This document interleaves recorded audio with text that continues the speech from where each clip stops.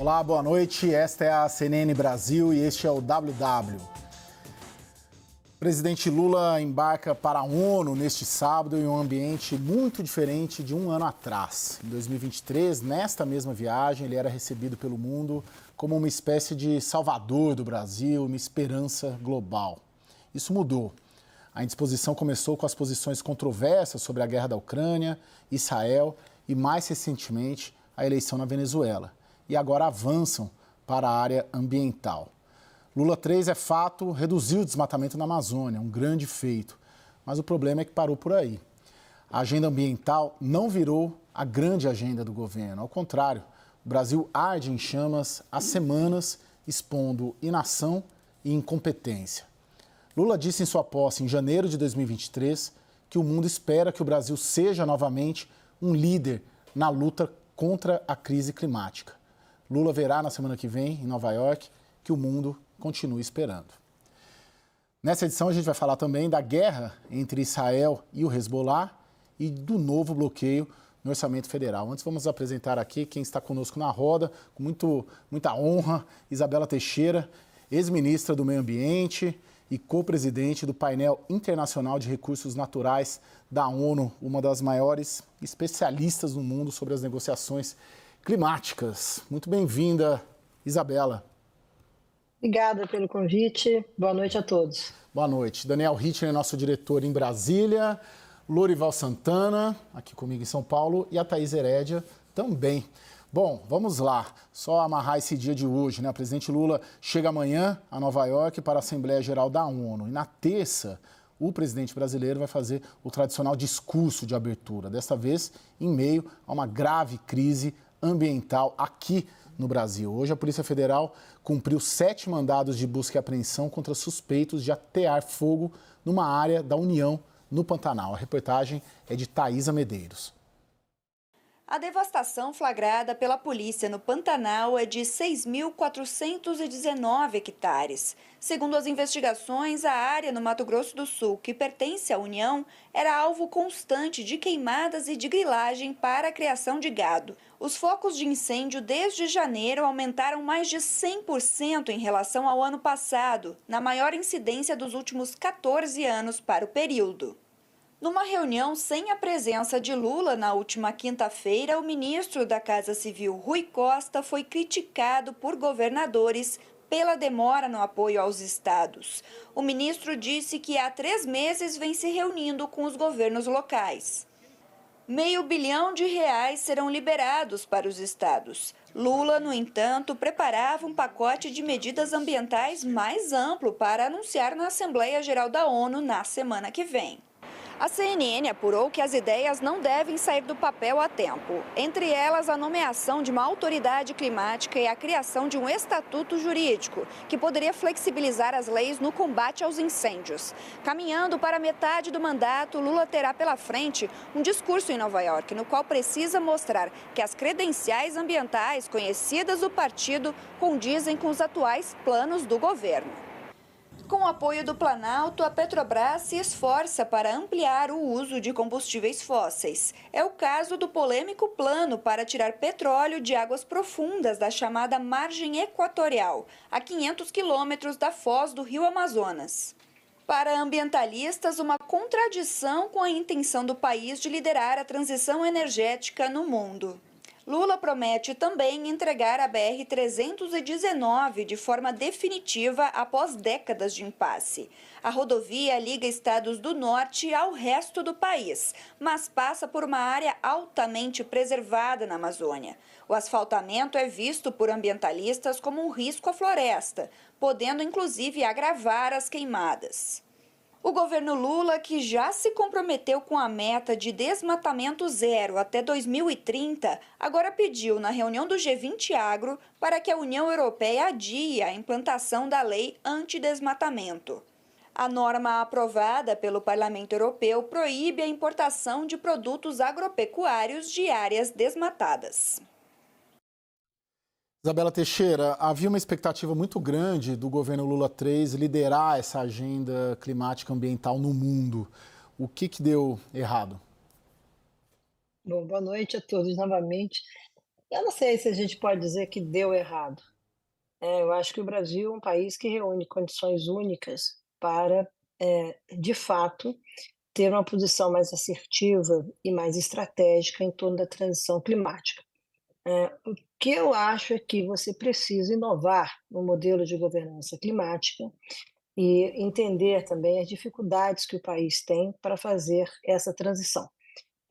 Não é nada trivial, tanto do ponto de vista da interlocução política que envolve a articulação federativa no Brasil, a articulação e interlocução política com o Congresso Nacional, e também a capacidade das instituições públicas de responderem de forma eficiente, tá, esse desafio que nós estamos expostos em relação à transição climática e agora o enfrentamento aos eventos extremos, isso não é nada trivial se você não fizer uma pactuação política com a sociedade, ou seja, ser transparente e entender que, embora o objetivo estratégico e político esteja estabelecido como uma prioridade do governo, fazer a mudança, sair de A para B, não é só dizer que vai fazer. Você tem que construir as condições políticas, econômicas, tecnológicas, sociais, tá? Num alinhamento de um poder de convocação da sociedade brasileira para a sua transformação. E eu não vi isso acontecendo no governo. Pelo contrário, eu acho que você perpetua uma polarização, tem segmentos do Congresso Nacional que sequer desejam dialogar sobre isso, e o próprio movimento da sociedade também sugerem que não tem que haver interlocução com o Congresso. O Congresso representa a sociedade brasileira, a gente pode gostar do jeito que está ali ou não, mas você terá, numa democracia, que conversar com o Congresso e terá que conversar com os governadores. E essa conversa não pode acontecer somente meio a crises. Ela tem que ser uma conversa política que você estrutura a transformação, a transição com vista à transformação. Então, me parece que o modelo de governança climática estabelecido pelo governo se mostra e se revela absolutamente insuficiente para lidar com a gestão de crises que nós estamos vivendo e para lidar com a chamada emergência climática, que significa promover o desenvolvimento considerando o risco climático como uma peça, um componente dessa visão de futuro do Brasil. Isabela, como que o mundo vê o Brasil hoje nessa agenda? Já começa a ter uma indisposição, ou uma oportunidade Não, perdida? Qual que é a nossa não. situação hoje no mundo? O mundo ainda vê o Brasil com expectativas muito positivas em torno dessa agenda. O mundo não está numa situação, vamos chamar assim, 100%, pelo contrário, tá? As contradições políticas e geopolíticas estão presentes.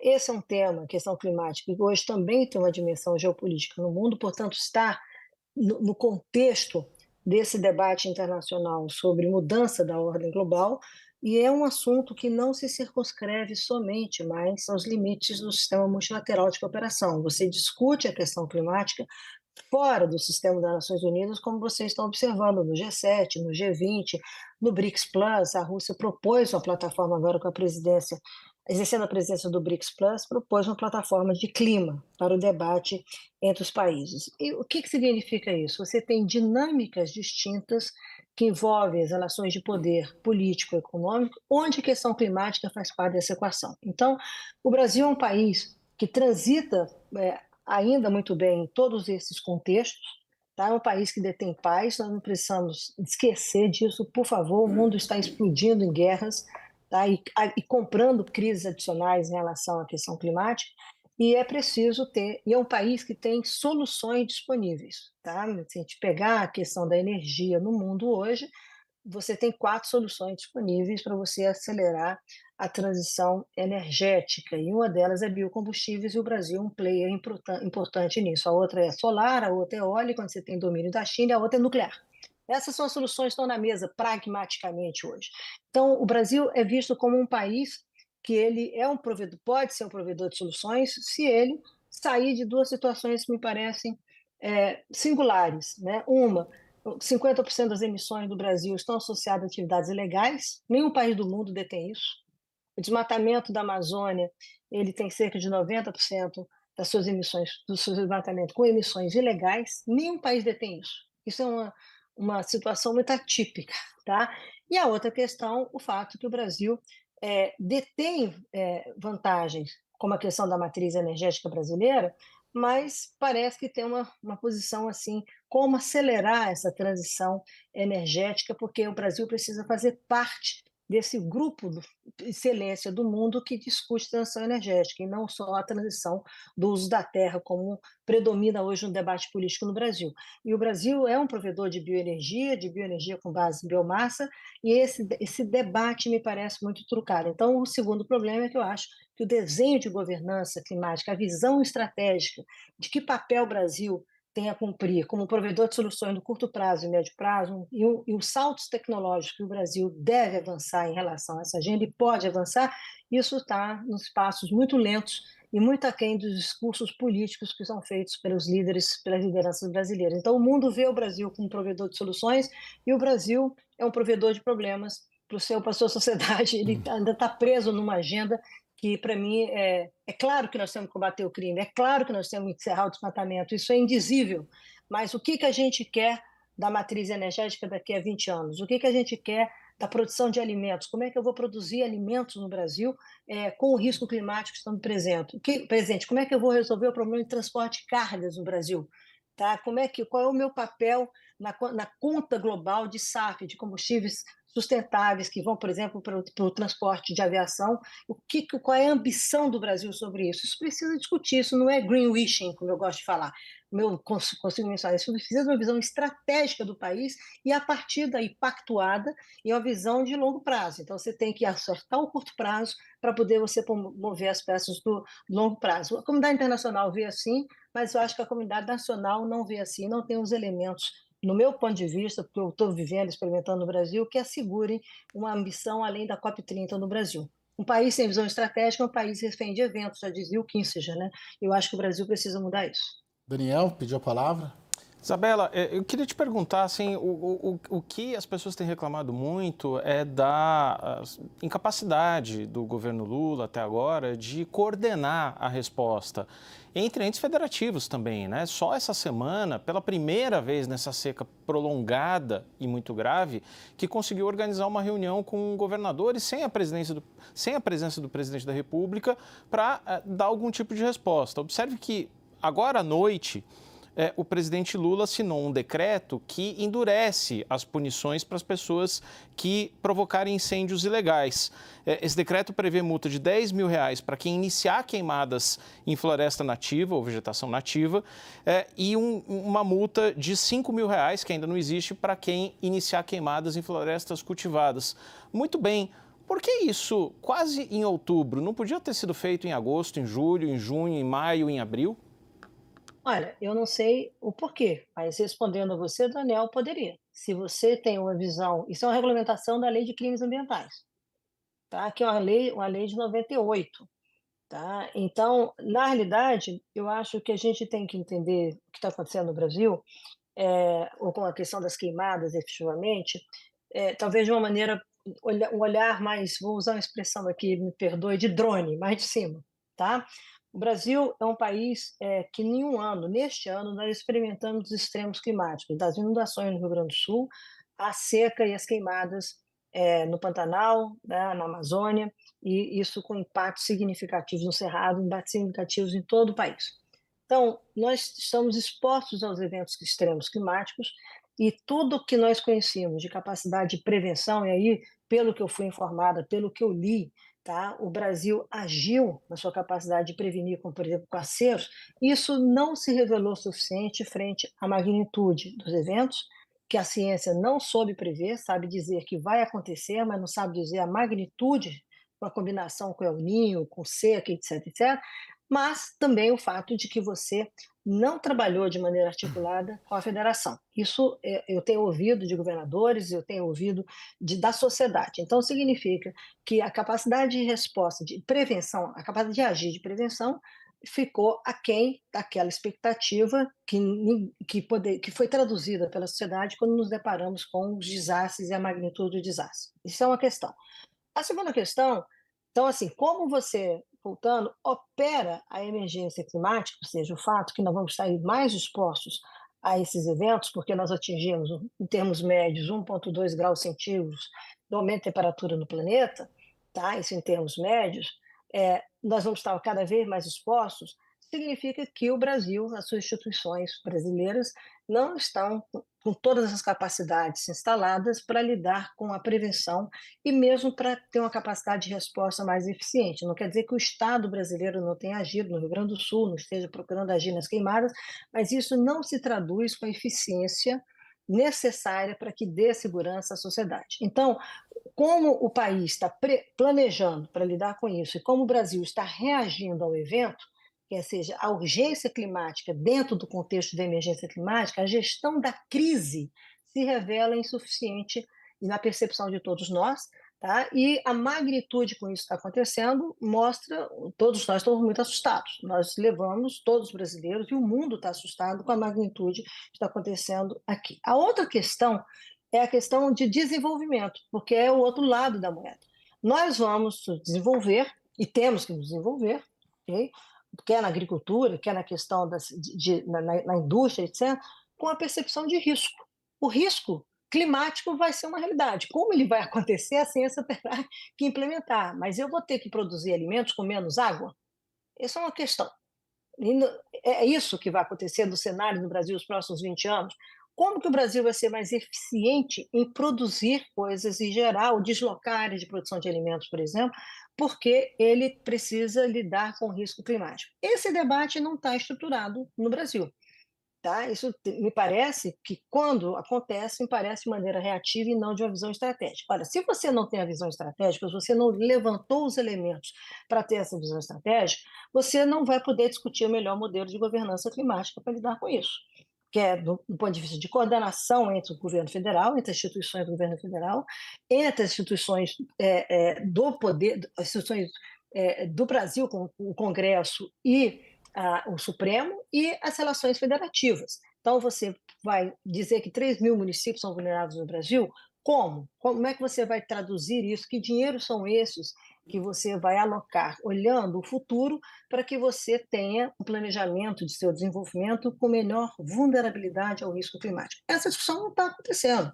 Tá? Mas você tem, por exemplo, no consórcio de governadores do clima, que é presidido pelo governador do Espírito Santo, ele constituiu o Fundo Soberano a partir, por exemplo, o governador Casagrande, ele comentou isso comigo, a partir do dinheiro dos royalties do petróleo, para promover a adaptação dos municípios mais vulneráveis. Então, eu acho que você tem que fazer uma grande pactuação política no Brasil. E pactuação não é fazer reunião em Brasília, é gerar agenda, entender as vulnerabilidades, entender como é que a gente vai se preparar, Isabela, e aí desenhar uma governança climática eficiente, não uma instituição que acha que vai ter o poder de convocação para todo mundo. Isso não vejo assim, entendeu? Eu acho que o Brasil tem que ter serenidade para avançar, Daniel. deixa eu só colocar o Lorival um pouco na conversa, Isabela, porque o Lorival acompanha bastante essa questão ambiental e o mundo, claro, evidentemente.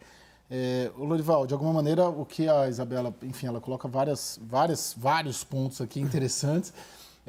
O que mais me chama a atenção como repórter de política é essa dificuldade do governo brasileiro de construir as condições políticas para avançar em um pacto climático, dentre outras condições. Na sua percepção, onde que é essa trava? Essa trava é no Congresso, é na bancada ruralista, é nos estados? Onde que a gente trava em avançar?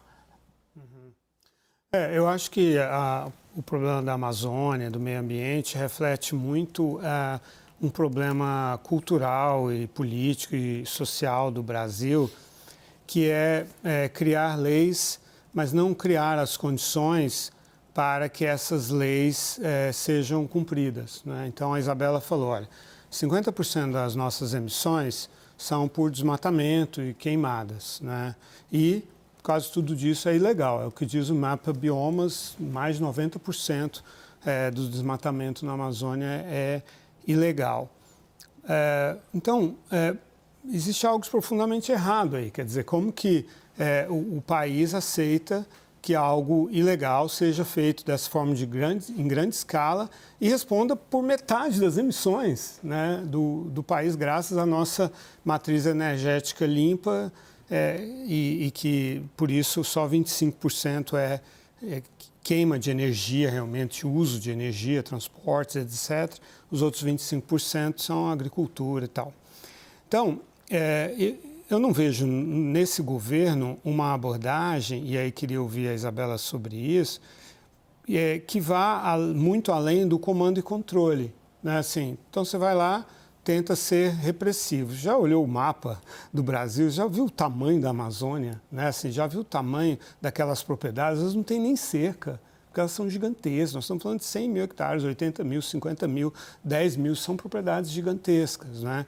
E o governo ignora e até busca desestimular soluções que não sejam por meio do Estado, para gerar receitas para aqueles 29 milhões de pessoas que moram ali, né?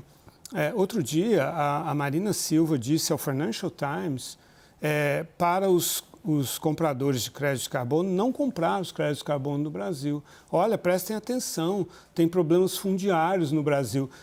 Parece uma militante falando e não uma ministra, né? Assim, então, existe uma lei de 2022 que obriga os cartórios a serem digitalizados. Isso traria transparência, acessibilidade para a gente cotejar aquelas matrículas, aquelas escrituras. Tem o próprio CAR, né? O CAR que não saiu do papel. 2% das propriedades no Brasil hoje apenas fizeram o cadastro ambiental rural. Perdão, Então, desculpa. é mais uma lei que não foi cumprida, quer dizer, essa lei da digitalização dos cartórios. E por quê? Porque interessa a políticos na Amazônia, isso é um modelo de negócios na Amazônia, é falsificar, legalizar grilagem, né? Então, assim, esse pacto precisaria ser realmente um pacto pela legalidade, em primeiro lugar. Há um pacto pela ilegalidade, né? Talvez, né? Isso, um pacto silencioso pela ilegalidade, em primeiro lugar. E, em segundo lugar, uma defesa de soluções do Estado, né? Top-down, quer dizer, e aí o sonho de que virão 100 trilhões de dólares, né, para os países em desenvolvimento e tal. E assim, quando a Isabela fala de governança climática, assim, a gente entrando mais na questão aí da proteção da floresta, Isabela, você não acha que também deveria haver uma compreensão dos fundamentos econômicos, de como gerar receitas para remunerar a conservação ambiental de uma forma que gere receitas no mercado, né? Tem aí o PL do crédito de carbono do mercado de carbono que não é votado no Senado, o setor agrícola é contra, quer dizer, não teria que haver uma melhor discussão sobre as soluções mais sustentáveis para essa Amazônia, esses 50% que são desmatamento e queimadas? Vamos lá, bom, Lorizal, primeiro prazer em revê-lo, tá? E boa noite. Vamos lá, eu acho que aqui a sua fala tem algumas coisas que merecem contornos, definir aqui contornos mais estratégicos. Primeiro, a questão climática não se circunscreve no Brasil à Amazônia. Isso é extremamente importante de as pessoas observarem. A Amazônia é estratégica para a segurança climática do planeta e para a nossa segurança climática, tá? Particularmente pelos seus serviços ambientais, aí com grande destaque para a questão do ciclo hidrológico, tá? Além de tudo que está associado à biodiversidade, à questão da natureza, etc. Mas o desastre do Rio Grande do Sul mostrou a todos nós que o Brasil é vulnerável ao clima, não só a Amazônia. Então, esse é o primeiro aspecto que nós temos que entender, que o Brasil está exposto a uma situação de risco, como os países do mundo têm. As inundações na Ásia essa semana representam o que aconteceu há 2 anos atrás, dos incêndios no Canadá, a nuvem de fumaça cobriu a Inglaterra. É que as pessoas esquecem, tá? Mas é isso que está acontecendo. Nós estamos vivendo uma transição por conta da questão climática no mundo e, obviamente, nós temos que entender como é que o Brasil se coloca nisso. Então, eu acho que você aponta uma coisa extremamente importante sobre a Amazônia, mas a questão climática não se limita à Amazônia. O Brasil é vulnerável. Segundo ponto, você chama atenção para o fato que a Amazônia precisa, sim, ela tem 27, 28 milhões de pessoas que vivem, a maior parte em cidades que lá vivem, e precisa se discutir de maneira estruturada como você vai prover soluções para aquele território, além dos direitos dos povos tradicionais, povos originários. Eu não vou entrar nesse mérito, mas eu não consigo, por exemplo, ter a bioeconomia como uma solução econômica, uma das soluções econômicas da Amazônia, se eu não conseguir ter infraestrutura e logística para tirar os produtos da bioeconomia da Amazônia.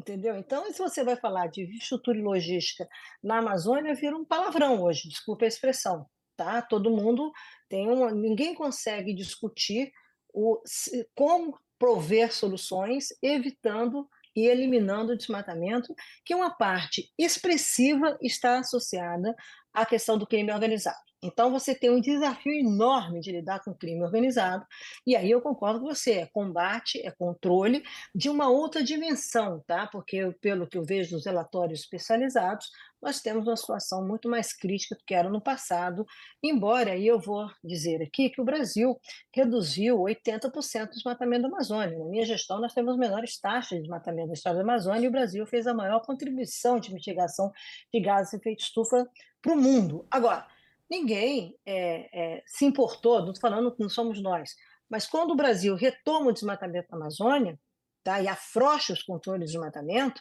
tá, isso leva a uma situação de emissões crescentes que o Brasil volta a emitir, muito associada à ilegalidade, tá? E associada a essa ilegalidade, você tem uma outra condição no Brasil, que talvez seja muito sensível, muito mais sensível que a ilegalidade, porque a ilegalidade você tem que combater com enforcement, com fiscalização, que é a informalidade no Brasil. E a informalidade no Brasil leva a situações de uma tolerância, que você também apontou muito bem, com o não cumprimento da lei. Você tem que cumprir a lei no Brasil. E aí, em relação ao Código Florestal, ao Cadastro Ambiental Rural, o pacto político que nós fizemos no Congresso para aprovar o código, e eu fiz o Cadastro Ambiental Rural, fez com que mais de 5 milhões de agricultores brasileiros voluntariamente preenchessem isso. Depois não fizeram a auditoria disso com os modos de tecnologia, etc., que estavam disponíveis, pelo contrário, afrouxaram, e agora o atual governo, está voltando a reunir a maior base de dados e informação sobre propriedade por propriedade rural nesse país. Isso é uma base, não é de compliance por causa da fiscalização, é por onde nós vamos achar as métricas e os caminhos mais vulneráveis ou mais assertivos de produção de alimentos no país.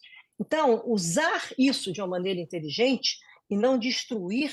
Tá? Eu não vou falar aqui de negacionismo, porque eu acho que tem negacionista climático e tem negacionista da agricultura no Brasil. Tá? Tem vilanização para todo lado. Eu acho que isso está errado. A força política dos movimentos não deve ser por negar o Brasil. Acho que foi feita uma afirmativa, acho que foi o Daniel que falou, quer dizer, não dá para você imaginar, e você também falou isso, Luizão, que o Brasil não tem um mercado regular de carbono. Isabela. Nós não temos dinheiro para financiar as coisas. Então, tem que fazer seriamente. Agora, não é polarizando, desculpe, só terminando, não é polarizando e não é dizendo que é uma estratégia de doação de dinheiro internacional. O Brasil tem que ter as bases para fazer negócios e construir o desenvolvimento desse país. Agora, se acha que com dinheiro de 20 milhões de dólares você resolve a economia do Brasil, tá? Estratégia Leonardo DiCaprio, você me desculpe falar isso é um equívoco completo da dimensão e da importância do país. Tá? Isabela, e é preciso que outros adultos estejam nessa sala discutindo. Deixa eu... a Thaís quer te fazer uma pergunta e eu só vou te pedir para você ser breve, porque a gente precisa chamar um intervalo. Mas senão ela não entra na roda aqui, não consegue te direcionar nada. Oi, Isabela. Oi, tudo bem, querida? Boa noite. Fiquei por último, mas vou ganhar um pouquinho do seu tempo. Quero te ouvir sobre a COP no ano que vem. Você fala da inevitabilidade do Brasil. É inevitável considerar o Brasil em qualquer discussão de mudança climática ou de política ambiental, mas eu ouço muito uma preocupação com o timing que as coisas estão acontecendo, de como o Brasil tem se apresentado como esse solucionador de problemas que você coloca aqui. Até a COP, a gente consegue firmar uma postura de credibilidade de um país que vai ser capaz de entregar o que o mundo pede e espera? Bom, vamos lá. São duas coisas. A discussão da COP no Brasil, muito rapidamente, tem uma discussão sobre logística, infraestrutura, por ser na Amazônia. Isso eu não sei falar, porque está sendo coordenado pelo governo, a Casa Civil, etc.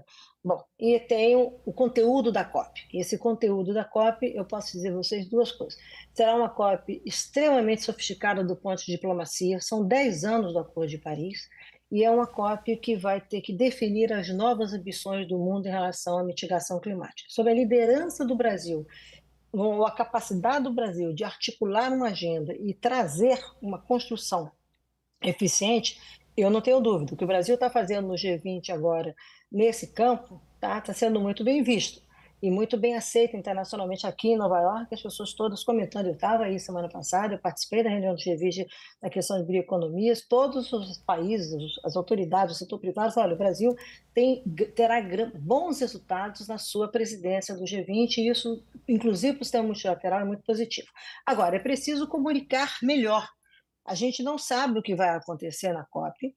Uma coisa é a COP diplomática, outra coisa é a COP na floresta, não a COP da floresta, é uma COP que vai acontecer na floresta. Outra coisa, quais são as expectativas, Thaís, que o Brasil vai poder fazer de negociação internacional e como é que isso vai refletir para o Brasil depois da COP. E aí eu acho que você precisa conversar mais com o Brasil. O Brasil precisa saber o que é essa COP para o Brasil, além de tentar além da reunião de 196 países por aqui. É preciso falar com o Brasil, tá? E eu acho que aí, infelizmente, está muito aquém do que poderia estar acontecendo hoje em termos de preparação e de um povo brasileiro entender melhor o seu papel numa COP e no pós-COP. Bom, Isabela Teixeira, ex-ministra do Meio Ambiente, co-presidente do Painel Internacional de Recursos Naturais da ONU. Muito obrigado pelo seu tempo conosco, Isabela. Muito obrigada pelo convite, tá? Tudo de bom, até a próxima. Um grande abraço para vocês. Tá bom? Você também. O Brasil vai dar jeito, mas é a sociedade brasileira, tá? Se engajem. Acho que nós temos que engajar. Não tem leasing do Brasil, tá bom? Muito obrigado. Um grande abraço para vocês. Tudo de bom. Outro abraço. Bom trabalho por aí.